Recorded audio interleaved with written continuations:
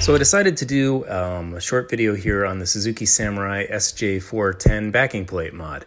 And I did this primarily because when I went to do it, I looked on the internet and I really couldn't find hardly any pictures, certainly no video at all. There's a couple good write-ups out there on it, but I like to see what I'm doing ahead of time. And so I kind of just went through it. And it wasn't really that difficult. It just would have been a lot nicer to have something to look at ahead of time. So that's what I'm going to try to do here as best I can. So as anyone knows who's taken apart or taken the rear axles out of a Suzuki Samurai, it's kind of a pain in the ass. The axle can't just slide through the rear backing plate on the Suzuki Samurai because the bearing is too large and the hole in the Samurai backing plate is too small. So in order to get all this whole assembly out, you got to unbolt the backing plate, you got to disconnect the emergency brake, you've got to disconnect the brake lines, then you pull everything out.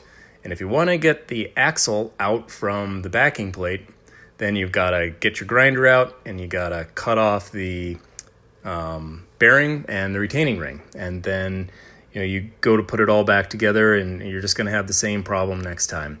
So in order to fix this issue with the Suzuki Samurai backing plate, there's the SJ410 backing plate mod, and that's what I'm going to go through today.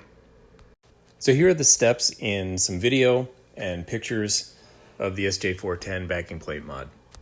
So your first step is to cut a 3-inch hole in the center of your Samurai backing plate, and you can do that with a 3-inch hole saw, a grinder or a Dremel, or my preferred way was a plasma cutter.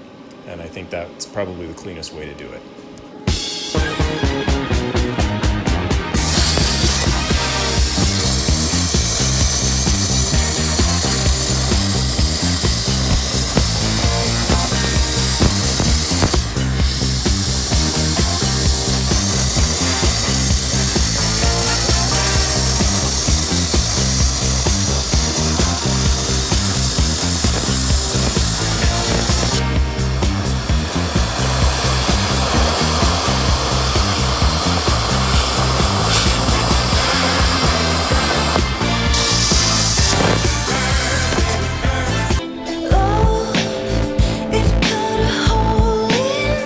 After you have the hole cut, clean up the edges because the SJ410 backing plate that has to sit on it needs to sit flat.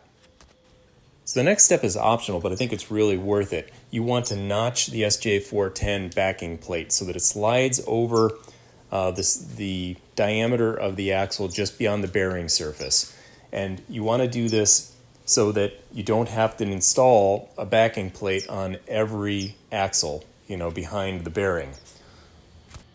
Finally, you're going to reinstall everything, and I think it's best just to watch the video to understand how everything gets reinstalled. But essentially, the SJ410 backing plate goes on the outside of the Samurai backing plate, and it's that SJ410 backing plate that's retaining the axle in the axle housing itself. So that's it. I hope it was useful for you. Not really that difficult, but again, for me, not having ever done this before and only seeing something that was written up, I really wanted to see what I was going to get myself into. So I hope this helps you visualize all the steps that you need to take and gives you the confidence to do it. Good luck.